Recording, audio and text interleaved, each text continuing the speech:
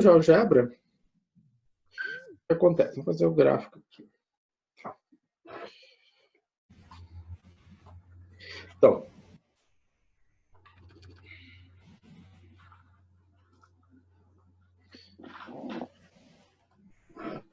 como a gente já viu, né? A gente vai colocar a equação, ela é digitada aqui nesse espaço aqui, né? Onde tem esse maisinho. Tá. Abriu. Aqui eu vou digitar o sistema A. Então, o sistema A é x ao quadrado, tá? Mais y ao quadrado igual a 1. Aqui vai dar uma circunferência de raio 1. E nessa sequência, ele vai colocar a segunda equação embaixo, né? Y ao cubo. Então, coloquei a segunda equação. O que nós vemos? O que nós vamos verificar aqui? Vamos aumentar, vamos criar as nossas hipóteses, né? Primeiramente, o que a gente vai enxergar aqui? Nós temos duas soluções. Então, a solução do sistema é encontro das curvas. Se essas curvas não se tocassem, se a circunferência não se encontrasse com a curva do y igual a x ao cubo, nós não teria solução. Tá? Então, sim, existe uma solução para esse sistema. Elas são duas, ou seja, uma solução aqui, solução 1 no primeiro quadrante, e uma solução no terceiro quadrante. Certo? Então, nós temos duas soluções. É o encontro das duas curvas. Tá? Bom, se nós formos fazer agora a segunda... Opa, deixa eu fazer aqui. Apagar. Botar outro sistema. Outro sistema é y igual a 10 menos x ao quadrado. Tá aí, ficou uma parábola. O segundo sistema é y igual a 10 menos... Eu gosto sempre do EXP, né? Do EXP de x. Vamos ver. Ó, aqui... Se é EXP de x ou de menos x?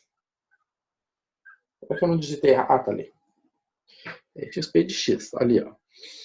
Tem apenas uma solução. Esse sistema tem apenas uma solução. Tá? Talvez ele tenha... Não, ele não tem outra. Não, é muito difícil ter outra. Esse sistema só tem uma solução, né? Aqui é bem provável que não tenha outra solução, porque a parábola ela tende a abrir, né? E a exponencial ela vai tender, né? Ela vai tender a ir para uma assíntota. Então, ele tem apenas uma solução. Essa solução aqui, né? O encontro das duas curvas. A verificar a existência de solução, a gente tem que fazer o gráfico e verificar se as curvas, então, se encontram, se há algum ponto comum entre as curvas. Isso aqui está verificado. Os dois sistemas possuem solução. Tá? Como determinar esses pontos de intersecção? Esse, então, é agora o nosso objetivo. Como vamos determinar esses pontos de intersecção? Né? Vamos lá. Só botar aqui. Meu mouse às vezes dá um... Vamos ver o seguinte. Espera aí. Às vezes eu tenho um probleminha com o mouse aqui. Mas é um problema por causa disso aqui. Né? Puxei. E agora sim. Então, como nós vamos resolver um sistema não linear? Como nós vamos encontrar o valor de xy? Como vamos achar esses pontos? Para isso, a gente precisa toda uma questão de uma notação, né? Ou seja, uma forma de escrever a gente precisa respeitar para nós entendermos o que está sendo feito. O que é escrever na forma matricial? É se dar conta que nós temos duas equações. Nós temos uma equação 1 e uma equação 2. Uma equação 1 e uma equação 2. Então, um sistema linear ele pode ser representado dessa forma, né? Com uma matriz, uma matriz linha ou um vetor, onde cada linha corresponde a uma expressão. Por exemplo, nesse caso aqui, o que acontece? A minha f é quem? A minha f1 é x ao quadrado mais y ao quadrado menos 1. Né? Ou seja, o que aconteceu? Eu passei o sinal negativo, eu passei esse 1 para o outro lado. Então, ficou menos 1. Igual a quanto? Igual a 0. Eu passei o x ao cubo para o outro lado. E aí ficou quanto? Ficou igual a 0. Então, aqui eu tenho a minha f1 e aqui eu tenho a minha f2. Como é que eu vou escrever o outro sistema? O outro sistema da mesma maneira. Eu passei o x ao quadrado negativo, passou positivo. O 10 é positivo, passou negativo. Isso ficou igual a 0. Da mesma maneira, o 15 era positivo, passou negativo. E o e na x é positivo, passou negativo e ficou igual a 0. Então, eu deixei nesse formato aqui, onde eu tenho então o meu f1 e o meu f2. Né? Ou seja, onde eu sempre vou ter as coisas igual a 0. Certo? Bom, dessa maneira, escrito dessa forma, né? Escrito dessa forma, nós vamos ter então que vamos adiante. Nós vamos usar para resolver esse sistema o método mais utilizado, o método de Newton. Nós já estudamos o método de Newton, né? Muitos têm trabalhinhos com o método de Newton para entregar. O método de Newton tradicional, esse aqui, né? E ele pode ser reescrito desta maneira. Como assim? Reescrito dessa maneira? Muito simples, né? É só nós passarmos esse x para o outro lado, vai ficar xk mais 1 menos xk. Né? Aí vai ficar igual a quem? A f k sobre f' de k. Se eu passar o f' para o outro lado, o que vai acontecer? Vai ficar o f' vezes o parênteses. Né? E o que acontece? Ah, esqueci do sinalzinho de menos. Esse sinalzinho de menos aqui, né? Se eu passar ele para o outro lado, vai ficar mais. Então, eu posso reescrever essa equação aqui de cima dessa forma. Então, isso aqui é a formação univariada. Não vou entrar nos méritos de como eu chego na formação bivariada, mas a formação bivariada para o método de Newton, ela segue a mesma formulação. Ou seja, eu vou ter a F, ou seja, aquela matriz, né, com as equações. Eu vou ter essa matriz, isso aqui é uma outra matriz. E eu vou ter, então, aqui essa diferença, ou seja, essa mesma diferença de pontos. Ou seja, vai partir da mesma ideia. Tá? Bom, aqui eu estou fazendo uma verificação a grosso modo, tá? Mas a ideia do método de Newton é esse aqui. Bom, vamos olhar para essa matriz em vermelho que eu chamei a atenção. Essa matriz em vermelho ela tem um nome. Ela é a matriz jacobiana. O que é a matriz jacobiana? Né? A matriz jacobiana ela é a matriz das derivadas. Né? Então, lembrando, se nós olharmos aqui, ela corresponde, né? Ela corresponde à derivada, né? Ou seja, aonde tinha a derivada, vai entrar a matriz jacobiana. Então, a matriz jacobiana corresponde à matriz das derivadas. Né? São quantas variáveis? Opa. São quantas variáveis? Duas, né? Eu tenho x e eu tenho y. Quantas são as equações? São duas, a f1 e a f2. Então, eu tenho duas equações, duas variáveis. Quantas derivadas eu tenho? 4. Né? E essa organização é dada, então, pela matriz jacobiana. Né? Então, essa posição aqui, que eu vou chamar de J11, ou seja, a minha matriz jacobiana ela tem 4 elementos. J11, J12, J21 e J22. Né?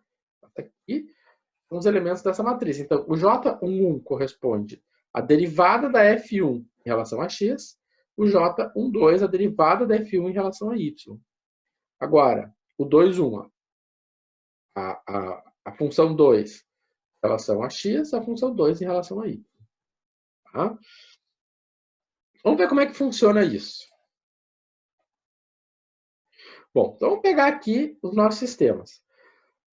Aqui nós temos o F. O F1 e o F2. Então, como é que vai funcionar a matriz jacobiana? A matriz jacobiana é essa aqui, né? Ou seja, então, a formulação dela é essa. O que aconteceu? Eu vou derivar a F1 em relação a x, é 2x. Agora eu vou derivar a F1 em relação a y, vai ficar 2y. Vou derivar a F2 em relação a x, vai ficar menos 3x ao quadrado. Eu vou derivar a F2 em relação a y, ficou 1. Simples assim. Agora, mesma coisa. Eu tenho aqui a F1 e a F2, né? Ou seja, essa aqui é minha F1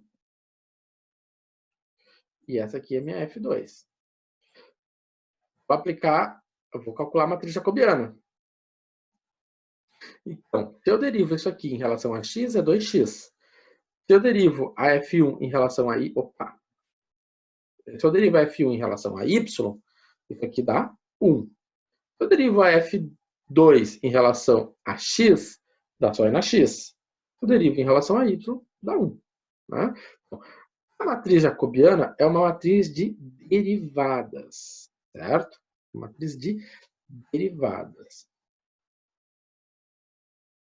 Bom, então, o que acontece no sistema, no Newton para sistemas, né? Aqui no Newton para sistemas, vocês têm o seguinte. Essa formulação aqui que nós tínhamos visto anteriormente, né? Se eu começar a reescrever as coisas, né? Eu vou ter o seguinte. Eu vou ter essa diferença, né? Essa diferença aqui, eu vou reescrever ela como ΔX. É uma diferença como ΔX, simplesmente para escrever de uma maneira mais simples. Isso aqui é uma matriz 4x4, né? Ou seja, uma matriz 2x2. Né? E aí o que acontece? Aqui eu tenho uma matriz 2x2, aqui, vou escrever de uma forma diferente. Então, aqui eu vou ter uma matriz 2x2, aqui eu vou ter uma matriz de 2 linhas, e aqui eu vou ter uma matriz de 2 linhas. Sendo que aqui é a minha incógnita, porque o que nós queremos descobrir é quem é o ΔX. Porque descobrindo quem é o ΔX, eu vou descobrir quem é o próximo x. Então, essa configuração aqui corresponde a um sistema linear. Nós vamos resolver essa equação aqui, que aqui está o núcleo do método de Newton. O núcleo do método de Newton, nós vamos resolver isso como um sistema linear. Isso aqui, a grosso modo, é uma linearização, ou seja, eu pego algo não linear e linearizo. Vamos ver como é que isso aqui funciona na prática. Vamos sair dessa linguagem carregada de símbolos e vamos olhar para a prática.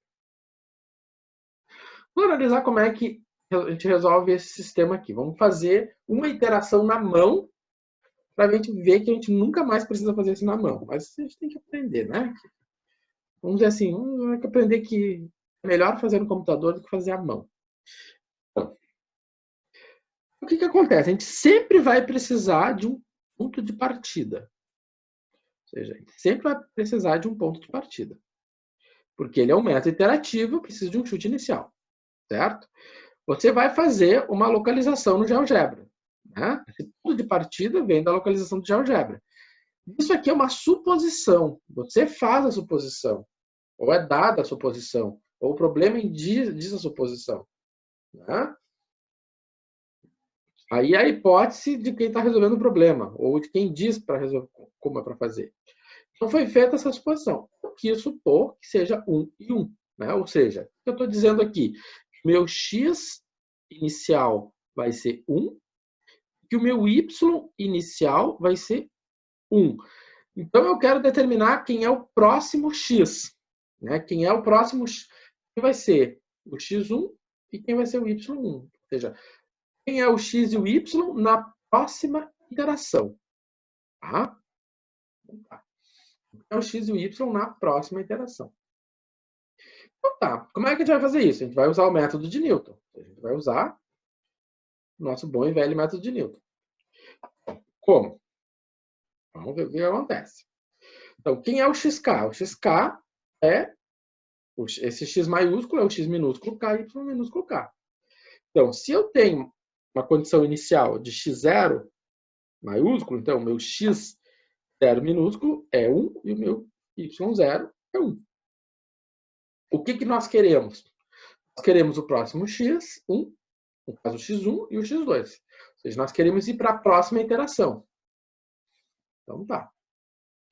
Vamos caminhar. Então, novamente, nós vamos partir, nosso objetivo é montar esse modelo aqui, montar essa equação aqui.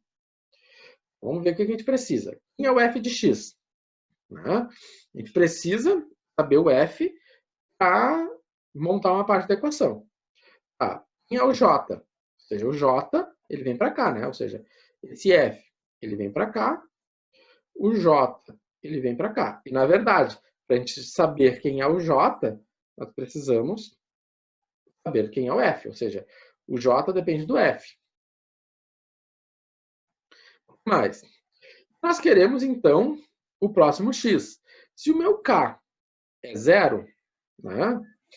Se o meu k é 0, se o meu k é 0, né? A primeira iteração é 0, então nós vamos querer o delta x1 e o delta y1, né? Então tá. Beleza. Então vamos adiante. Então, nós temos tudo isso aqui. Vamos colocar agora dentro da nossa equação. Antes disso, nós vamos pegar aqui no k igual a 0, o meu x0 é 1 e o meu y0 também é 1. Então, o que acontece? Vamos colocar com um índice. Então, eu vou colocar, se aqui é 0, então, no K0, K0, K0, K0. Então, o meu x, meu j de x0 vai ficar assim. O meu delta vai ficar 0 mais 1. 1 e 1. E é 0, ficou 0. Eu vou substituir, então, por x0. Esse aqui é o x0. E esse aqui é o y1. Meu y0. Fiz essa substituição, encontrei isso aqui. 2, 2, menos 3, 1. Menos 1 e 0. Por que ficou menos 1? Porque aqui vai ficar um positivo, né? Vai ficar 1 mais 1, 2. 2 menos 1, vai ficar 1. Então, 1 com esse sinal negativo na frente vai ficar 0. Aqui vai ficar negativo, vai ficar 0, né? Porque vai ficar 1 menos 1, 0. Tá. Beleza.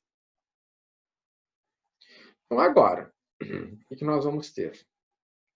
Então, nós temos que resolver essa equação matricial. Essa equação matricial nada mais é do que um sistema linear, né? Se ela é um sistema linear, nós temos que resolver por sistema linear. Então, eu tenho aqui um escalonamento, né? Então, se eu multiplico a linha 1 por 3 meios e somo com a linha 2, eu mantenho a linha 2, eu vou fazer 3 meios, né? Vezes 2 menos 3. Ou seja, isso aqui dá 0. Né? A mesma coisa, 3 meios vezes 2 mais 1. Né? Ou seja, 3 meios vezes 2 mais 1. Ou seja, simplificou esse com 3 mais 1, 4. Agora, 3 meios vezes menos 1 vai ficar menos 3 meios. Mais 0 vai ficar menos 3 meios. Fazendo menos 3 meios, 3 que divide 2 dá menos 1 meio, né? Dá menos 1,5. Tá? Então, quem é o meu ΔY? Lembrando, isso aqui é um sistema linear. Quem é meu ΔY1? 1,5 dividido por 4. Aqui. Menos 1,5 dividido por 4. Quem é meu ΔX1? A mesma história, né? Tem menos 1, menos 2 vezes ΔY, né? Ou seja, menos 2 vezes ΔY, está aqui, né? Dividido por 2. Isso aqui, então, fazendo as contas, chegamos a essa conclusão aqui. Então, quem é meu ΔX? Meu ΔX é essa matriz. Bom, esse aqui é meu ΔX. E esse aqui é meu ΔY. Tá. Vamos embora. Vamos ver o que tem no próximo slide. É conta, gente. Aqui, fazer sistema linear, não linear. Resolver sistema não linear é bem trabalhoso. Tá. Então, nós temos isso aqui é o meu sistema não linear. Nós queremos, ou seja, nós descobrimos isso aqui. Isso aqui que está descoberto. Mas o que o problema quer saber é isso aqui. É isso aqui que ele quer saber. Ou seja, eu tenho ΔX1, isso aqui é ΔX, é x1 menos x0. Nós conhecemos, isso aqui é conhecido. Isso aqui é conhecido. Nós queremos conhecer esse aqui. Tá. Vamos apagar aqui.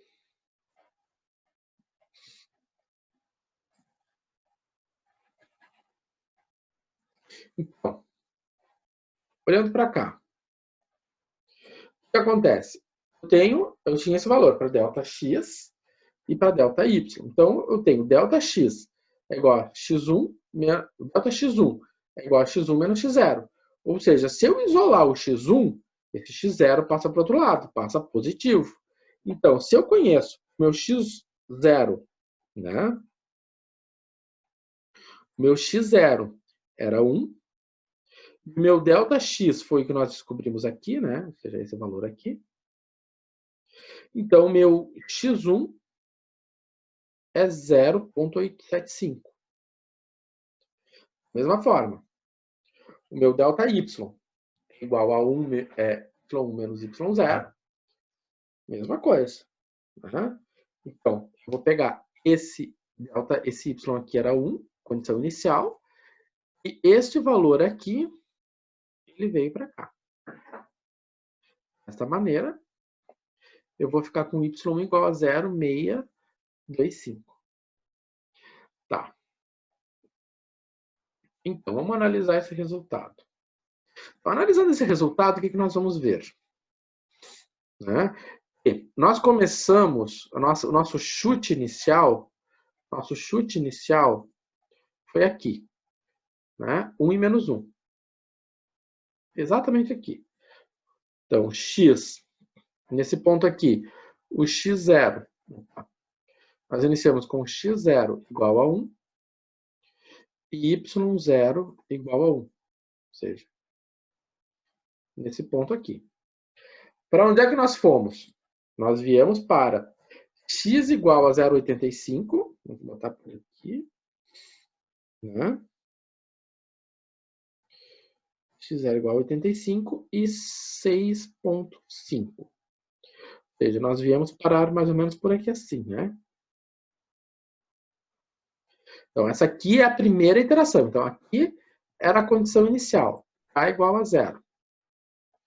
Aqui foi para a condição da iteração 1.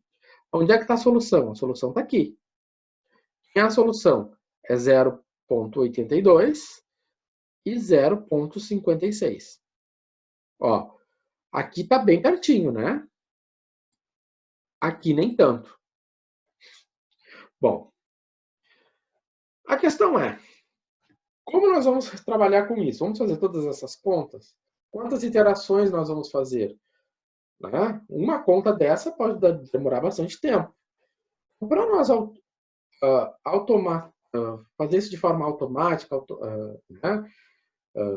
Não automática de tipo, fiz, mas vamos automatizar o processo. Né? Vamos criar um processo de automatização. Vamos criar um algoritmo para isso. Eu já fiz isso no Excel, só que o Excel é muito trabalhoso. É muito trabalhoso mesmo. O Excel não foi feito para lidar com matriz. Para isso, nós vamos usar o Scilab. Tá? Bom, se vocês olharem no material que eu deixei disponível para vocês, né, vocês vão ver que adiante nós vamos trabalhar com o Scilab na terceira live. Aqui, então, a gente vai chegando ao final da segunda live e eu deixo para vocês, então, esse desafio, né? De resolver, achar o X2, achar o próximo, o X2 e o Y2, né? Manualmente. Né? Eu não vou corrigir, mas fiquem à vontade. Depois do nosso intervalo da segunda live para a terceira live, que a gente vai voltar daqui a 15 minutos, aí a gente vai abrir o Scilab e a gente vai trabalhar o algoritmo de resolução de sistemas usando o Scilab. Certo? Bom, então era isso que eu tinha para mostrar na segunda live. Tentei resolver. Acho que 15 minutos é pouco. A primeira vez que vocês viram, acho que é muito recente, mas fica como desafio para vocês tentarem reproduzir isso. Reproduzir manualmente. Tá? Depois do intervalo, então a gente volta com a resolução do sistemas lineares, não lineares, certo? Então, eu vou encerrando a segunda live e às 21h15 tornamos então na nossa terceira live. Ok? Depois.